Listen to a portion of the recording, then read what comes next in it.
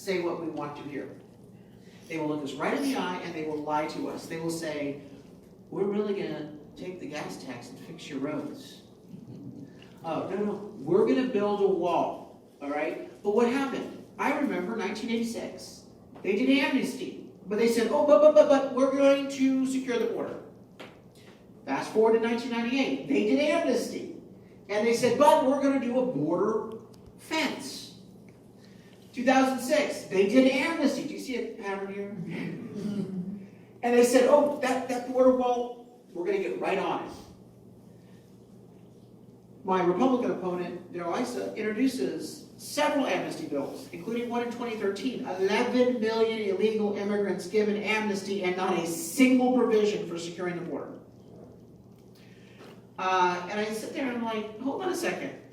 Why is it that we're always catering to the illegal immigrant and giving them the benefits and giving incentives for them to come here, but we never actually fix the problem? So here's the thing, and I've been very clear on this all along. We have to secure the border first, period, end of story. No other discussions, no other considerations. Secure the border first, because you promised it in 86, 98, 2006, and we're no fools. We refuse to have any discussions on any other issues. Secure the border first is why the first point of my 5-point plan is that we're going to build the wall, and we're not just going to build the wall, we're going to properly staff it. And we're going to give Border Patrol the tools that they need. The Border Patrol agents have said, we don't just need a border wall. That's the starting point. That's incredibly important. We've got to get that done. But we have to staff properly. And we also have to give them the technology, the tools, so that they can do their jobs. And so my first point is to give the Border Patrol not only that wall, but the staffing levels and the tools, technologies. We have vacant positions at the Border Patrol that we've funded. The money is not spent. They'll say in Congress, well, we've added X number of agents. No, they're phantom agents because their positions are held vacant, because they're not able to hire the agents quick enough. And so we need to streamline the hiring process. We need to make sure that we are able to deploy them properly. We need to stand up with Ileana Omar and Alexandria Ocasio-Cortez, say that ICE and Border Patrol are Nazis. When they say that, it's outrageous. But what it also does is it sends a message, you shouldn't want to take this job. It really hurts us with recruitment when they are not supported by the politicians, and when they're not supported by the media, and they're not supported by the community. It's hard for you to convince someone, hey, take this job that a certain segment of our country, of our political system, is literally smearing. It's hard. So that has to be put to a stop. So that's the first strategy. Build the wall, staff us properly, streamline the staffing, stand up to the bullies who constantly attack our agents, and make sure they're equipped with the right technologies. Second, you secure the border physically, but you must also secure the border legally. And the way you legally secure the border is you get rid of the loopholes in the immigration laws. The politicians have written the loopholes into the immigration laws by design. They want to create the law so that people can take advantage of it to get in. The number one problem we have with immigration laws is not just amnesty, but the asylum process. Right now for asylum, if you want to get into the country, illegal immigrants are coached. The coyotes coach them on what to say and what to do. And they come to the agent and they say, I am persecuted. I am a refugee. Let me in. I seek asylum. And unfortunately, our current laws and the practices that the Obama administration followed is that as long as you say that you're persecuted, we'll take you on face value and then let you in.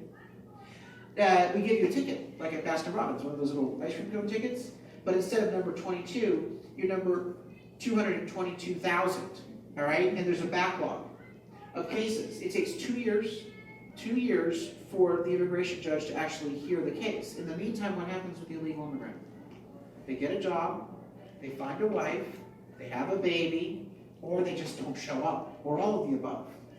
And so they are abusing the asylum process to try to in essence, get into this country. We have to close those loopholes. Under our proposal, my border security plan, we would require that you seek asylum not at the border, but in your home country, at a consulate or an embassy or the neighboring country.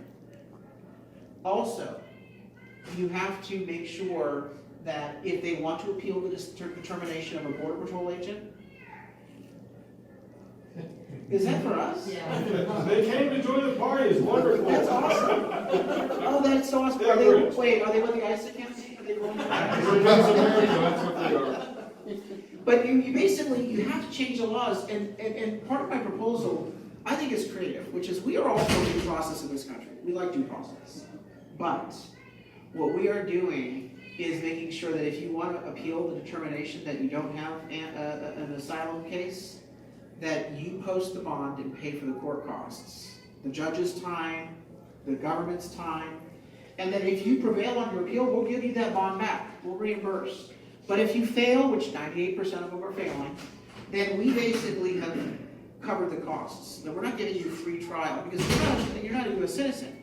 This is a luxury. This would be a generous offer that we're making you to allow you to come to this country as someone seeking asylum. There's other loopholes that we need to close as well, but we have to change the laws in addition to securing the border physically.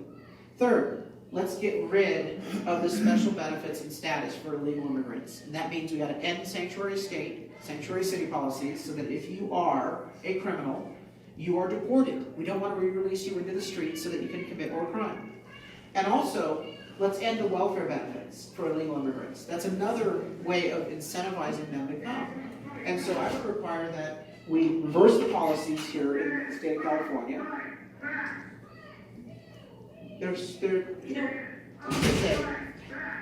The First Amendment allows freedom of assembly. That's what we're doing. But there are some people who like to exercise what we call the heckler's veto of our constitutional rights. And that's what's going on right now. So, Dylan, can you have them turn up the microphone? So we'll just have our conversation here. Back to the third point. You have to reverse the welfare benefits because we are literally incentivizing people to come here. We used to have a policy in this country of requiring that you have a job, that you keep a job, and that you are not allowed to take welfare for 5 years. But they did not enforce that. We have to require that in full. And part of that bond for coming in legally to this country should be that if you do start taking welfare, that bond is debited, and so that the taxpayer is held harmless. Fourth, crack down on illegal employment. E-Verify should be mandatory and fully enforced. Because you've got businesses that literally are profiting from the cheap labor of illegal immigration. And so we got to stick some sort of accountability there on E-Verify. Fifth, we want to welcome legal immigrants into this country. And that's why the shrill hecklers who call us racist for wanting to secure the border have it all wrong. Or maybe they probably know that it's a lie. It's a smear. What they're trying to say is it's racism to want a secure border. When I say no, it's just common sense to have a secure border. It's not racist because we are inviting into this country legally, through legal immigration, nearly 1 million people every year. I think that's downright generous of the American people to warmly welcome immigrants. And we're a nation of immigrants, great. However, let's make sure that our legal immigration system, A, is the only way you get in here, and B, that it's not a lottery, it's not who you know, it's based on vetting and merit. Those two things have to be done. That's the 5-point plan. This plan was not put together just by me. I sat down with Border Patrol and immigration experts, professionals, and they know what needs to happen. They're not Democrat or Republican. They have a job to do. They do this every single day. God bless them for doing it.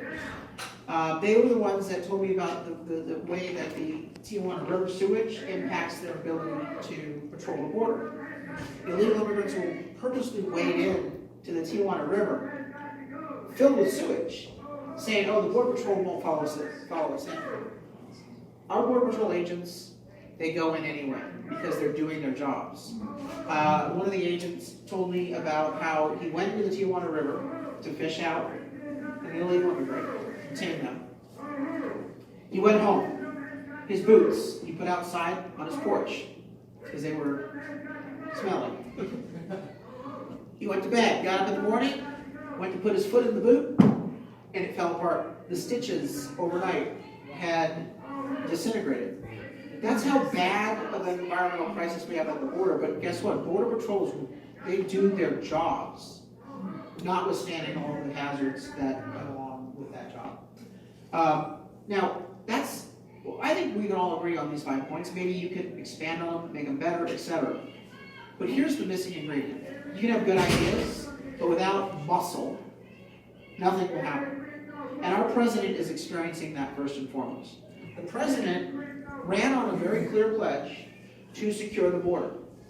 And he was called a racist for it, he was mocked for it, he was attacked for it. But he said, no, I'm serious, I'm going to keep my promise. He went to Washington and they were shocked that he was trying to keep his promise. Oh, but Republicans controlled the House and the Senate. Did they give him the money for the border wall? No. And that's the dirty little secret. The Democrats are trying to knife our president right in the front. Many of the Republicans, however, are knifing our president in the back. They are undermining him. They will sit here and they will say, I support the president. I'm going to do... No. My opponent, Darrell Issa. And the reason why I'm raising this is that when you're lied to, you deserve the truth. My opponent, Darrell Issa, called President Trump's border wall unnecessary and he opposed it. That's fact. It's on the website IssaBetrayedTrump.com. Darrell Issa voted not once but twice for amnesty in the last 3 years. And he authored an amnesty law for 11 million illegal immigrants with no border wall, with no border accountability. Darrell Issa led the charge to close down the Border Patrol checkpoints. He then turned around and said that the Trump administration ICE policies to prioritize deportation should not be done. And so we've got a situation where we got a guy who spent 18 years in Congress and didn't secure the border, and then turns around and wants to run for Congress saying, oh no, I'm the best friend for border security. Pick a lane, Darrell. The reality is you failed when you were there and you opposed the president on his proposals. I'm not going to waver on this issue. I think what the president has done is exactly right. You go, you stipulate what you're going to do, and you're held accountable for the exact commitments. That's why when I release plans, if you saw the border security plan at bordersecurityplan.com, it's 25 pages long, detailed line by line, specific statutes that we're going to be amending, specific policies that we're going to be changing. Because I want you to be able to hold me accountable the next time we have an election. Say, hey, Carl, where's this? Did you actually do it? That's the first part, is holding people accountable for what they say they're going to do. Did they do it or not? Our president's doing that. Darrell Issa hasn't, and the record is clear on that. But second, I can keep my promise. The president can keep his promise. But we need some heat. Politicians don't see the light until they feel the heat. You are the heat. And what we have to do is organize the people in every district in this country, if necessary, to focus on Congress and figure out the rhinos that are not good on border security and go after Democrats who are clearly for open borders. They're blatantly for open borders.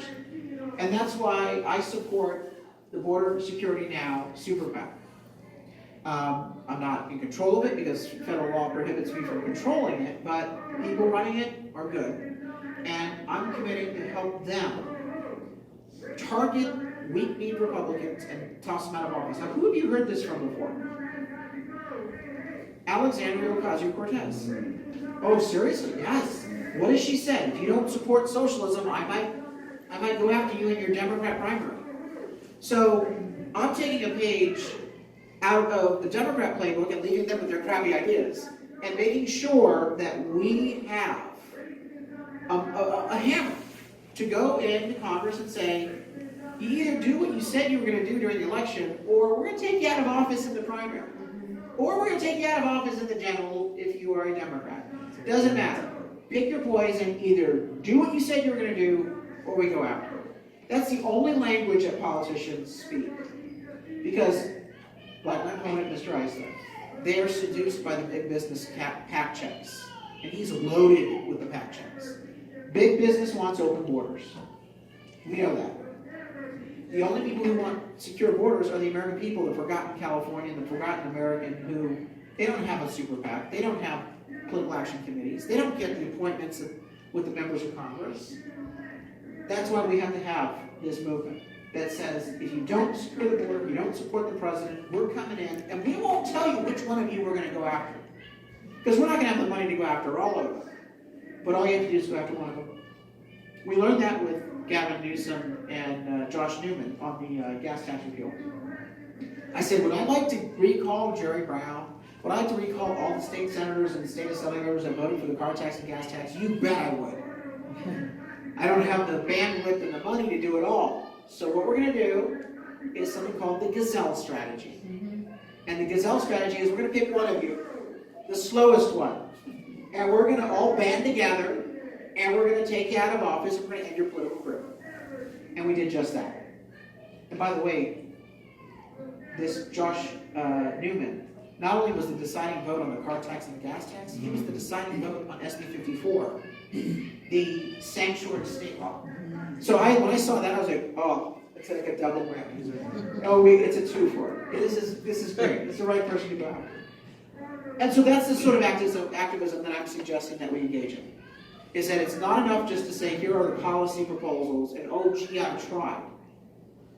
You gotta organize the grassroots and give them the vehicle by which they can be powerful and that they can make a difference in DC. A couple other things in the race. We got 2 weeks before ballots hit, less than 2 weeks now, about a week and 5 days. And Mark Stern is basically the election for this district. Campa Najjar, the Democrat, consolidated support because he ran before, he's got a lot of money. So he'll get about 30 to 35% of the vote. There's another Democrat who will get about 5% of the vote. Marissa Calderon is her name. And then there are 4 Republicans running and 3 independents, I believe. Right now I'm leading ISA by about 6 points, and he's getting desperate. That's why you see the nasty ads. And I'm just going to continue to put my ideas out there and make sure people know the facts about him. If they want to vote for him knowing that he authored amnesty, okay. But at least know that he can't deny that he supported the amnesty. That's important that people know the facts about 2 candidates and then they get to decide which. His argument is he's got 18 years of seniority. What's that done for us? I think 18 years of experience in the swamp, the ways of the swamp, not good experience to have. I'm a fighter, and I'll take on the fights that the career politicians think are too tough, or too risky, or too rock the boat to take on. And I think that Donald Trump needs a fight on his side in Congress. Who's going to have his back? I think there's a lot of folks that cut and run on the president, time and time again, and we can't have that. He needs to have a little bit of support. So with that, let me open up any questions. Again, you can talk about border issues, or you can also cover any topic. This time is yours. Yes, sir. Well, today I just got a Daryl Isa flyer email, so he's getting nasty. How nasty is he getting? Well, he's Did I kill puppies and kittens? he specifically mentions not you by name, but he mentions your radio spiel. That's how you're building your thing. He called you a rhino. So he's basically turning the tables, and what he is, he's calling you. Also, too. Psychologists call that transference. Yeah, yeah. It's like you're pro-choice, not pro-life, but pro-choice. What's that? He said that you were pro-choice, not pro-life, and pretty much all of the other talking points that are wrong. Well, you know, I like the president's style. Just be blunt. Daryl Isa is a liar. He knows that the only way for him to climb his way back into the swamp is to lie. Adam Schiff. Yeah. So, first and foremost, again, my record's pretty clear on all these issues. That's why we have a website that's detailed at carldeMaio.com. We also put up a website that says isabetrayedtrump.com. there you can get all the information. On the issue of abortion, I am the only candidate, the two of us, who supports the Hyde Amendment, which would Okay, yeah. end yeah. federal funding and any government funding for abortion. Darrell Issa supports government funding for Planned Parenthood. Now, what he tells you is he didn't say that. Well, we actually have him on video, and it was actually a quote, and you can watch the video on the website. So if you actually get the video, then he changes his mind. He says, oh, I wasn't talking about abortion. I was talking about the fact that, I think you have to turn up the volume. There's got to be a switch somewhere.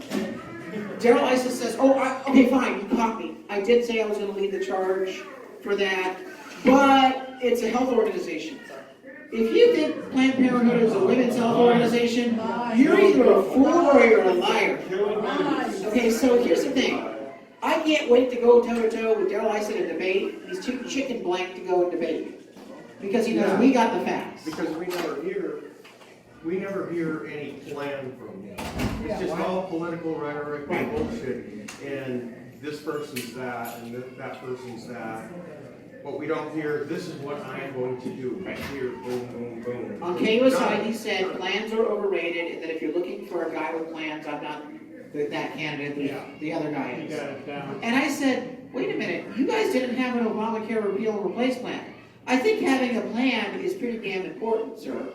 And if you don't have a plan that's detailed, maybe it's because you want to give niceties on TV, but not actual specifics that people then can say, wait a minute, right here you said you were going to do something specific, and then you did the opposite. Pin these people down on specifics, footnotes, commitments, videos, get them to be specific. Issa's out there saying that I don't support the president, and that's simply not true. He selectively takes out various statements of me analyzing a presidential race as a radio host in 2016 without telling you anything else. Anyone who's heard my radio knows I've been pretty damn clear. I support the president. I find him refreshing. I find him funny. And he's got a great sense of humor.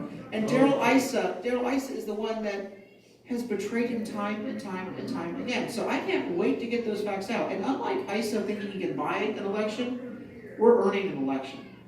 $1 at a time. Our donor support base is more than 30,000 contributors.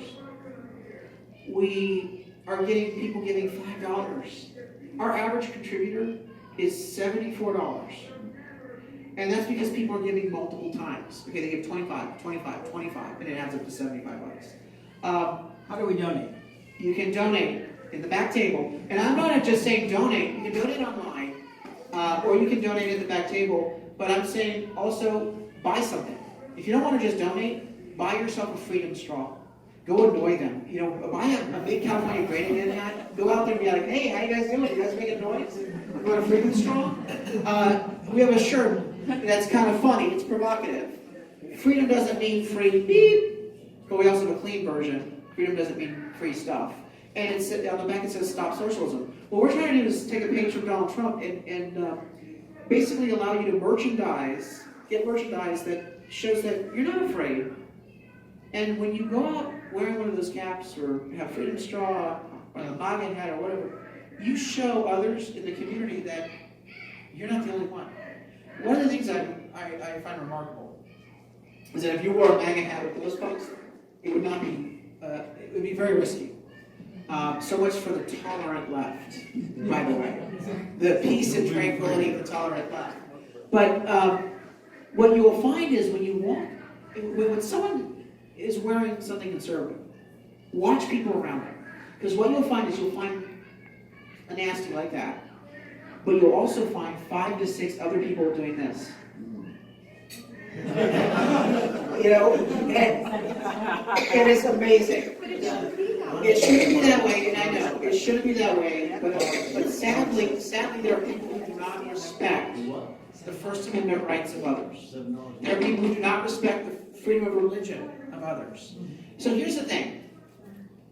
For years, the left used to preach that they were the group for tolerance and diversity, peace and tranquility, and mutual respect. We have now realized that has all been a grand lie. Because if you don't agree with them, that you're intolerant, you are to be bullied, harassed, ostracized, or if you're Christian, if you're white privilege. I can't think of a more racist thing that I've heard in today's age than the term white privilege. I find it So true. horrifically racist and offensive. And so you look at this and you're saying, well, hold on a second. Don't let them drown you out. Be out, be proud. Put that MAGA hat on. Walk the streets. And you know what? If they assault you, I actually don't think they will. Because bullies always like, but they never actually follow through.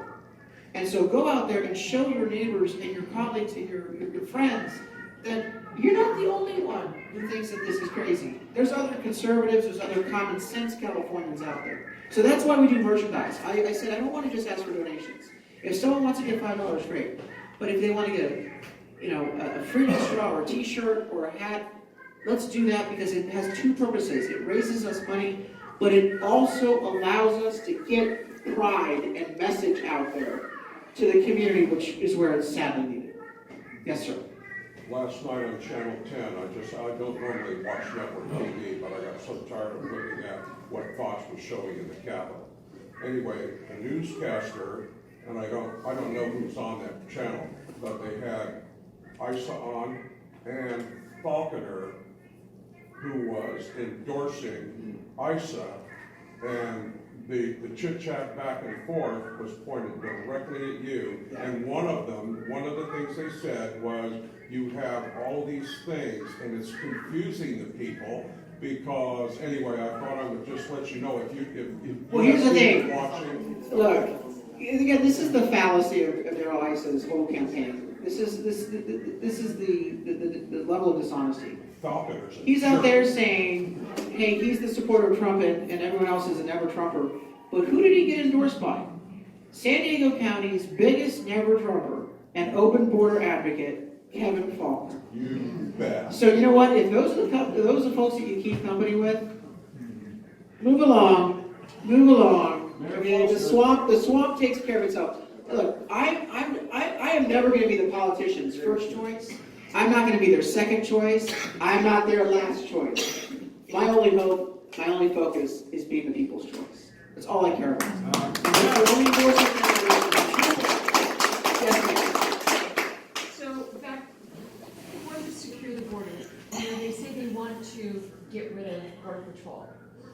If we get rid of Border Patrol, what happens with the drugs that are coming through, that the Border Patrol stops? Oh, you mean into California where we Right. relax the drug laws and we give Exactly. hypodermic needles? Yeah, gotta ban the plastic straws, but let's give out plastic needles.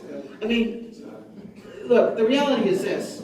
They don't want to secure the border because they want the votes. They crave getting those votes into this country. And big business makes sure that there's enough Republican votes on Capitol Hill because they want cheap labor. That's the scam of our political system.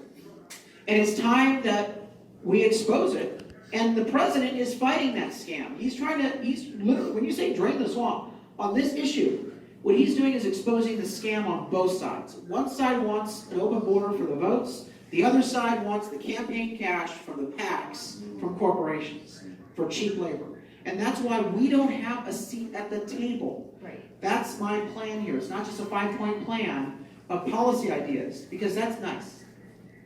What we need is the muscle, the hammer, to force Congress to actually follow through on this. But also, I want to make sure, if we give you our vote, when you were on the radio, you blasted him. Trump was rude, crude, and unattractive. And you had points. You had good points in calling him that, but you also support him. You called people out for what they did wrong, and you held them accountable. If we put you into Congress, can we expect the same type of behavior from you? Because that's what we need. I don't want to vote for somebody that says, yes, I'm going to do this, I'm going to do that, and then they get up and go, yeah, well, I don't really want to do that. What's your Can I do name? something? What's your name? Michelle, Michelle, what do you think the answer is? I'm just asking. Go with your gut, Right. your heart. What do you think the answer is? You're going to hold them to be accountable for what they say they're going to do. You're right. And you know what? You're going to find that I'm going to be very blunt.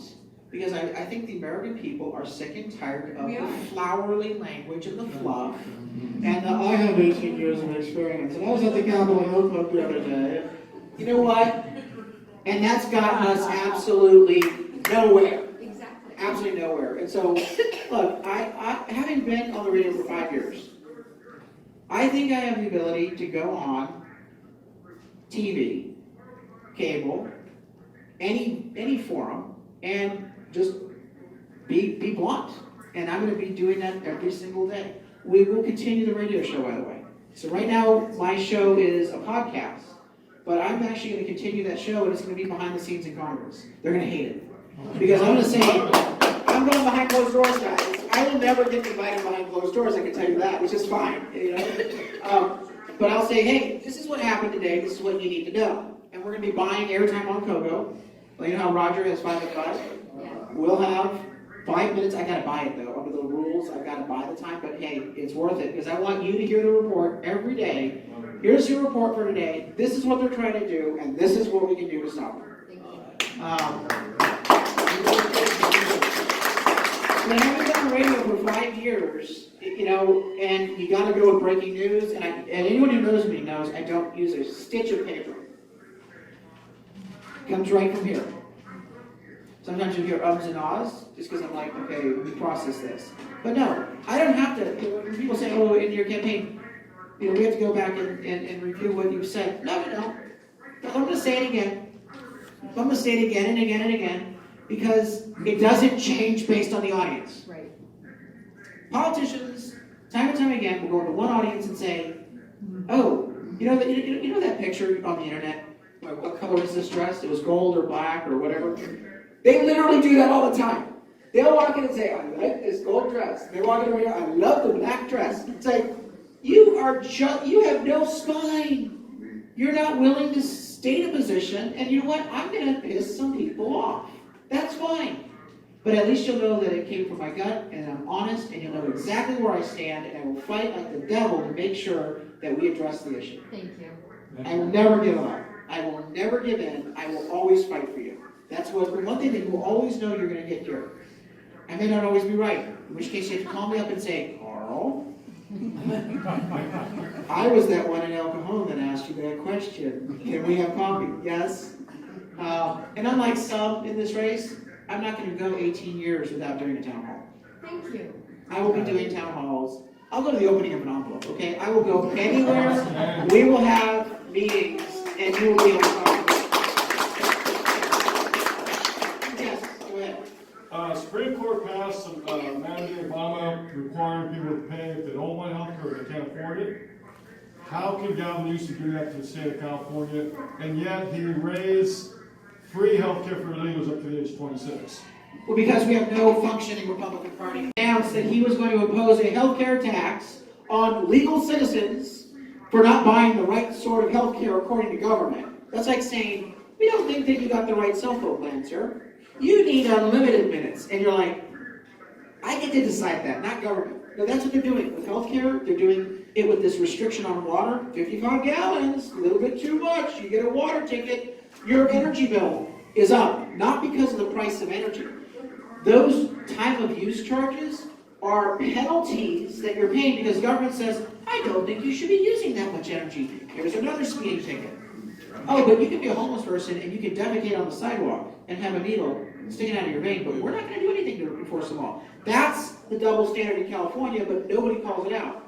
So when Gavin Newsom did that, healthcare tax for citizens and free healthcare for illegal immigrants, not one Republican in the state of California, not one member of Congress, not one assembly member, not one state senator said a damn thing about it. We need to have the voice of opposition in the state. Good example of it was, we covered it on the radio, I just hammered the hell out of him on it. He started a petition online saying, tell the governor that you think this is crazy, tell your elected official this is crazy.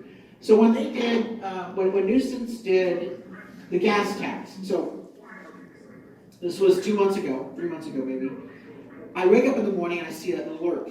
Gavin Newsom today, press conference. Gas is $5. I don't know why. we must have a government commission to study why is gas $5. I immediately called several state assembly members and state senators and said, today is an easy opportunity. This isn't just a softball, it's a cotton ball. It's that easy for you to deal with. Do a press conference and slam them for being an arsonist firefighter. You created the gas prices at $5 and now you say that you're going to solve it? No. You are the cause of it. Simple talking points, go out there and do it. No one did. It's true. So I did a press conference at an Arco, Claremont Mesa Boulevard, and I basically delivered the lines of, nuisance is the one responsible for this, and I got your final report right here. You don't even have to do a commission. I got the final report. And I whipped out a mirror. Here's your final report. This is who's responsible for the gas prices being $5 a gallon. Any questions? Because no other Republican did a press conference like that in the state, the local affiliates had to use the feed from San Diego in their stories. But even as liberal and biased as the media is, and I appreciate that we have one camera here tonight, one out of the 7 stations, as liberal and biased as the media is, they at least covered our counter response. So here's the thing. You can blame one side for not doing their job, but if the Republicans don't do their job in offering the opposition voice, then you literally do have one party control. It's complete one side of the story. And I believe Californians, when given 2 sides of the story, they will start coming around and realizing we're doing this to ourselves. Maybe we need to change. Because the Republicans aren't responsible for California. The other side controls the whole damn thing. You can't blame anyone for the problems except for the party that's in charge. And I plan to be the one shining a light on every dogpile. See? These guys are in charge. This is what's happening. After 1 year in office, my goal is to piss off Gavin Newsom so much that he literally sees me as his #1 enemy. Yes, sir. Yeah, are you gonna get any funding from the National Republican Association? I don't know. I think they think I got it covered with our grassroots fundraising out here in California. But I plan to go back there and say, I don't want the money for me.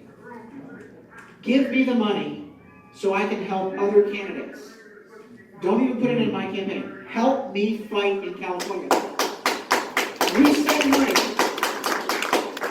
And by the way, I said I wasn't going to do this. He took $640,000 of his campaign contributors' money and put it in his own personal banking account. Did you know that? Go to isabetrayedtrump.com and you'll find out why. But we send about $33 million each cycle, California donors. $33 million each cycle from California goes to the National Republican Committee. You know how much came back last cycle? $3 million. $3 million. And so we're getting all this money nationally, and it's not coming back because they've given up on us. And what I'm saying nationally is, you're fools. First, you're not going to get the House of Representatives back and end the speakership of Alexandria Ocasio-Cortez unless you win 5 or 6 seats in California. That's first and foremost. Second, if you don't fight in California, where do you think all the Democrat money is coming from in Idaho, in Colorado, in Texas? It's coming from donors in the Bay Area and Silicon Valley and La Jolla. So what you need to do is light a fire on their own home turf. You want to defend seats across the country, you got to start fighting in California. I think you're going to win seats, but even if you don't think that, you need to get down here and defend your seats by aggressively going after them here. And then finally, we need the help because we are the freedom fighters. We get to show the dangers of socialism because when AOC says, Green New Deal, socialism is great, Bernie's awesome, when they're out there, Elizabeth Warren and Sanders and AOC with their agenda, the American people don't know what will happen because it's a proposal. Well, we get to say, oh, no, you don't need to wonder. Come to California. It's quite clear what happens. You get homeless, you get high cost of living, you get lawlessness, you get broken government. That's socialism. Come out here, smell it, experience it, walk on it, avoid the needles. I say smell it because you know what I mean. Come out here to California and you will see what socialism is like. So why would we want to go that way nationally? Let California and the failure out here serve as the walking, living, dying warning of what will happen here. Other questions? Yes, ma'am. Yes, I have three. Go ahead. The first is a majority of us signed a petition against Newsom and wanted to ask for a recall. Do you know the status of that? I don't know the latest count because the counties are behind on validation of signatures, but we are, oh, sorry, couldn't hear the question. We couldn't hear it. Yes, sorry about that. Thank you for reminding me. What's the status of the recall of Gavin Newsom? The counties are still counting. It doesn't look like the organizers of that campaign are on track, but I keep telling people, sign, sign, sign. I've got a plan to fight Newsom that's long term. If we don't get him recalled, we're still going to fight him by stripping his supermajority and then turning around and going after him in 2022 and trying to get him out of office. But the only way to do that is like what we do with the recall. You warm up the engine with one guy and then you go statewide with the gas tax repeal. And you never let up. You have a setback, doesn't matter. You regroup and you go after it again. Which is why we're going into the gas tax again. And we're going to keep doing it again and again and again and again until we actually get it done. Second question. Between now and March 3rd, you're looking at about 6 weeks? 5 weeks? 5 days. Okay. During that time, is there going to be any platform debate like that would be televised or be aired between? Any debates in this campaign? I'm aware of a town hall in Valley Center. I think the realtors are doing a debate, but I don't know if we're actually going to have a debate. I want as many debates as possible because I think the contrast becomes really clear. Third question. When you're reaching out to your constituents, is your campaign reaching out either in person or via phone to the Dems, Independents, Libertarians, and the Republicans that didn't vote last time? We are reaching out to everybody. Who are we reaching out to? Everyone. We're going door to door. We are talking to people at town halls. Everyone's getting personalized letters. And you know the other team can't. I mean, they'll try to do it because he's got money. He'll probably like get some printing company to do the phony writing. You all see those letters, right? You're like, this isn't real handwriting. Throw it away. Guess what? I'm proud of the fact that we've had hundreds of volunteers helping us out. Hundreds, like 700, 800 volunteers helping us out. And they've done over 250,000 handwritten notes. 250,000 handwritten notes. That's amazing. And that actually gets attention in the mailbox. What are we doing to boost turnout? We're going to voters that are not always turning out in elections, and we're ballot harvesting. And so that's one of the assignments you're going to get tonight. I need you to help me with my El Cajon, Santee, Lakeside, Alpine barbecue, beer, and ballots event, where we're going to feed people barbecue and beer, and then we're going to give them a voter guide, and they're going to have an election expert talk to them about what's really on the ballot in Colorado. And and we'll answer all their questions, but the goal is to get them to just show up with their ballot and fill it out right there because it takes 5 minutes to fill out the ballot and then return it right then and there. We got to boost the turnout. We got to do the ballot harvesting legally do the ballot harvesting. Thank you. Yes, ma'am. I want to ask about fraud in the voting process in California. Is it true what I'm hearing? Yes. Yes. The question is fraud in the voting process in California. Fraud comes in a couple ways. Number one, voter has led to intentionally, because when you really want to screw something up, who do you give the assignment to? The DMV. It wasn't by chance. They did this on purpose. The DMV voter program is designed to get people registered to vote who are not eligible to vote. Because they passed a couple laws. Then they said anyone who gets a driver's license automatically gets registered to vote. And there is no documentation check. You're not allowed to ask the legal status by state law in the DMV when you're helping them with the paperwork. Oh, also, welfare recipients, going back to the free welfare that they're getting, welfare recipients are required to fill out a voter registration form in their packet.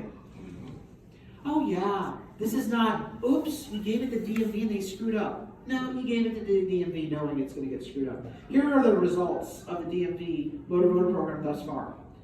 They have found thousands of ineligible voters registered, and there are duplicate voters, and there are erroneous registrations. I heard they were going after the absentee ballots and I. Well, when I'm talking about let me get to the ballot harvesting in a minute. But the voter program flaws are ineligible voters that hit the screen, maybe inadvertently, some maybe intentionally. But when you go there, it says, would you like to register to vote? And most of us are like, I'm already registered to vote. If I say no, am I unregistered? If I say yes, am I registering again? And that's why the duplicate registrations have shown up. And that's why ineligible people have gotten on the ballot. Then you go to the next screen. And the next screen says, are you eligible to register to vote? And then in really tiny print it says, you must be a citizen. Do not answer yes if you're not a citizen. It's yes, no, or I decline to answer the question. If you were, I would like to register to vote. Sure. What's the next screen? And then it automatically defaults to an independent voter. Okay? Not Republican or Democrat, automatically independent. There are people who have gotten re-registered 2 or 3 times and gotten 2 or 3 ballots in the mail. The same person. It's easy to figure out who these people are, and it's not their fault. You just do a search on the database, the voter database, of date of birth, and multiple voters in the same house with the same date of birth. Now, are there some twins and triplets out there? Sure. But that many? I don't think so. And so on my radio show, I had people call in if they got more than 1 ballot. One guy got 3. Most people just got 2. They're like, oh yeah, I got 2 ballots. One is my maiden name, one's my married name, or one had my middle initial, but one didn't have my middle initial. One had a space, like I'm DeMaio, no space between the E and the M, but you could see a situation where Carl D. Maio gets another ballot. And you sit there and you're like, do I return both? Of course not. Who knows if people are not returning both? I don't know. You don't have that integrity in the voting system. And then finally, with all these ballots out there, the duplicates and the ineligible ballots, the Democrats implement something called harvesting. I believe by design. They want ineligible people to be on the ballot, and then they want to get the ability to go collect the ballots. We have all these ballots floating about. Collecting ballot after ballot after ballot is just ripe for fraud. So here's the thing. I think we ought to go to national ID for people who want to cast a ballot. If you have to have an ID to buy a pack of cigarettes or some alcohol, if you have to do a background check to exercise your Second Amendment right, kindly show me your damn ID to get a ballot and determine the fate of our country. It's not too much to ask. And anyone who wants to say, oh, it's voter suppression, hogwash. You know what voter suppression is? When someone ineligible to vote votes opposite of someone eligible to vote. Because it cancels their vote. And so what are you afraid of? What are you afraid of? Every legal vote should count. That's our standard. Everyone eligible to vote should be registered. Everyone registered to vote should be encouraged to vote. And every eligible vote cast should be counted. Simple as that. There's no suppression. And that's why you need someone in Congress who can sit there and go on national TV and say, back up the turnip card. Here are the facts. This is what's actually happening. I cannot wait for them, the first time I'm on, whether it's Rachel Mad Cow or Certainly Not News, and they say, McCarr, don't you think your stance on immigration is racist? I say, excuse me.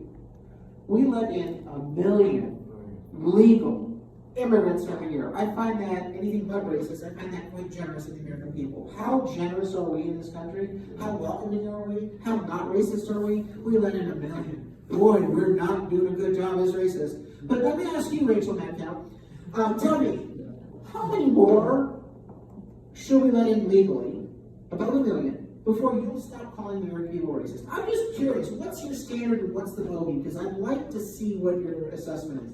She will shut up quick. She might even don a pair of pearls the next time I come on, just to clutch her.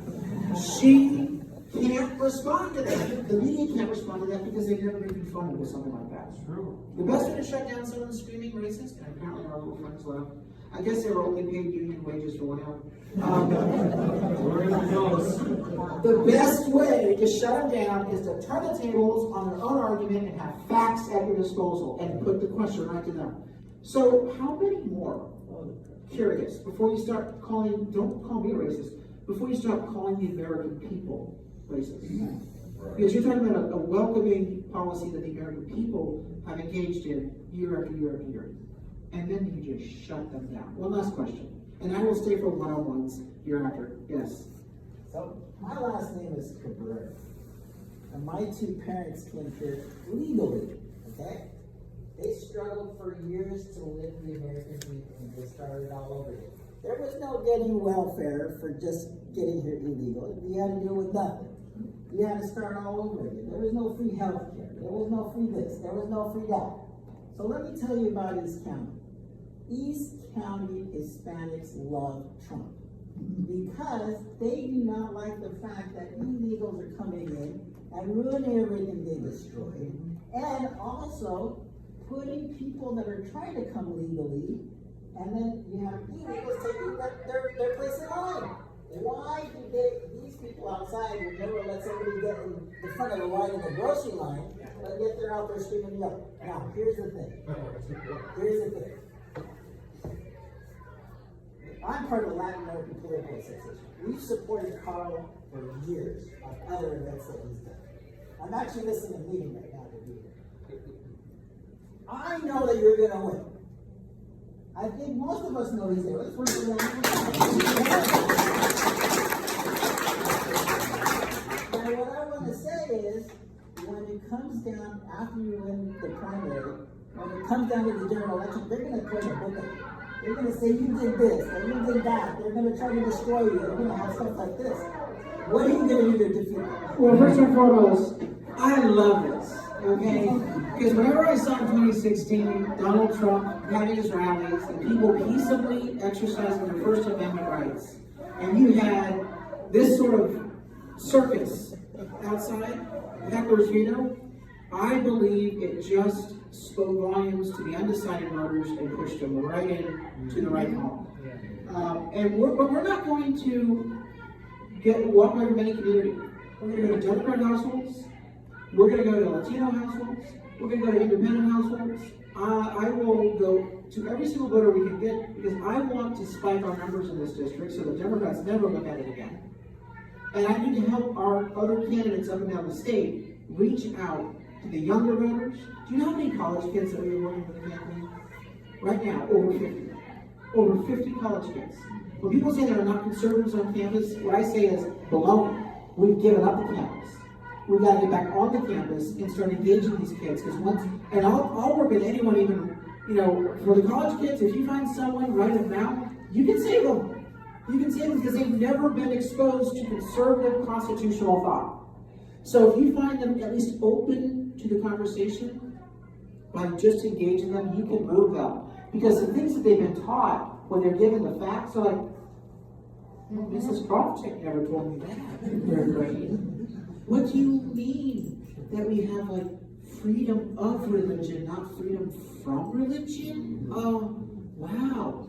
Once they're educated on their freedoms, they come down on the side of freedom. So I don't think there's any community that we cannot engage and win. And that's why I'm going to invest in those communities where other Republicans have given them up. But I need to do help. In order to do that, I need your help. When people say, you're a fighter, you're being able to do this, no. I'm not the fighter. I'm on the ballot.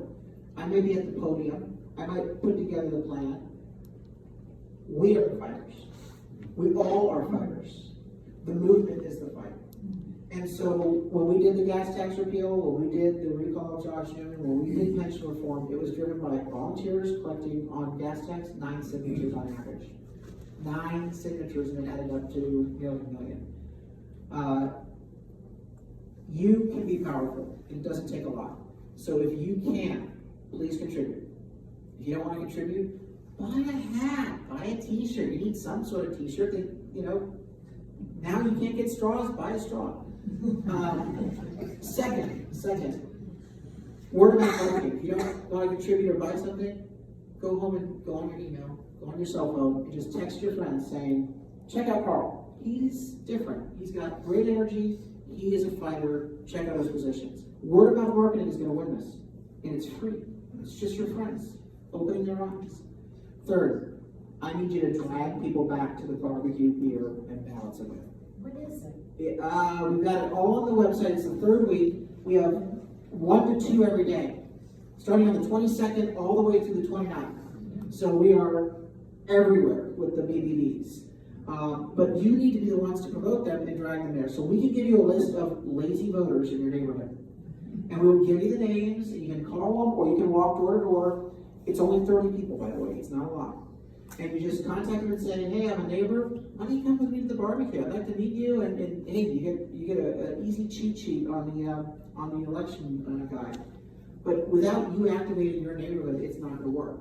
And so what we want to do is build the volunteer base up neighborhood by neighborhood. And this is just the dry run for what we want to do in November. But I need your help for that barbecue, beer, and ballot event coming up the week of the 22nd, all throughout the district. We can do this.